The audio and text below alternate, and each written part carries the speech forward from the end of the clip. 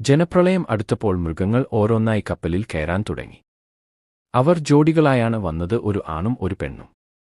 അതിൽ ആനകളും ജിറാഫുകളും സിംഹങ്ങളും മുയലുകളും പറവകളും ഉണ്ടായിരുന്നു. ഭൂമിയിലെ വിവിധങ്ങളായ ജീവികളെക്കൊണ്ട് ആ കപ്പൽ നിറഞ്ഞു. അങ്ങനെ ഒരു ദിവസം പടച്ചവൻ പറഞ്ഞപോലെ നൂഹ് നബിയുടെ വീട്ടിലെ അടുപ്പിൽ നിന്നും വെള്ളം വരാൻ തുടങ്ങി. ഈ ഒരു അടയാളത്തിന് വേണ്ടിയാണ് നൂഹ് നബി കാത്തിരുന്നിട്ടുണ്ടായിരുന്നത്. ജലപ്രളയത്തിന്റെ സമയമായെന്ന് പ്രവാചകൻ മനസ്സിലാക്കി നൂഹ് നബി പുറപ്പെട്ടു.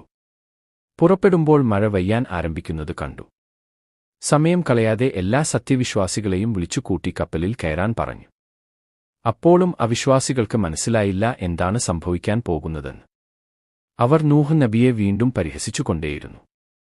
നൂഹ് നബി അതൊന്നും പരിഗണിച്ചില്ല. തന്റെ കുടുംബത്തോടും സത്യവിശ്വാസികളോടും കപ്പൽ കയറാൻ ആവശ്യപ്പെട്ടു. നൂഹ് നബിയുടെ ഒരു ഭാര്യയും ആ ഭാര്യയിൽ ഉണ്ടായിരുന്ന കുട്ടിയും ഒഴികെ എല്ലാ സത്യവിശ്വാസികളും കയറി. അവർ രണ്ടുപേരും അവിശ്വാസികളായിരുന്നു.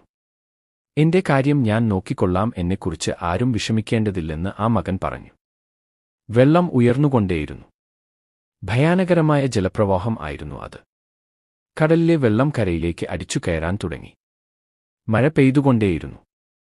അപ്പോഴാണ് അവിശ്വാസികൾക്ക് മനസ്സിലായത് നൂഹ് നബി പറഞ്ഞത് സത്യമാണെന്ന്. അവർ പർവ്വതങ്ങളെ ലക്ഷ്യമാക്കിയോടി.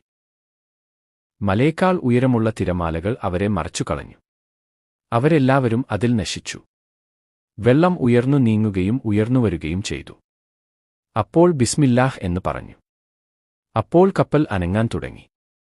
പെട്ടെന്ന് മഴ നിൽക്കുകയും ചെയ്തു. എല്ലാവർക്കും അനുകൂലമാകും വിധമാണ് പടച്ചവൻ കപ്പലിനെ സജ്ജമാക്കിയിരുന്നത്. കപ്പലിലേക്ക് സിംഹം കയറിവരുമ്പോൾ അവരെല്ലാം പനി പിടിച്ച അവസ്ഥയിലായിരുന്നു. അതുകൊണ്ട് അവയ്ക്ക് മറ്റൊന്നിനെ ഉപദ്രവിക്കാൻ കഴിഞ്ഞിരുന്നില്ല. അതേപോലെ അക്രമികളായ എല്ലാ ജീവികളും അസുഖം ബാധിച്ചവരായിരുന്നു കപ്പലിൽ കയറിയിരുന്നത്.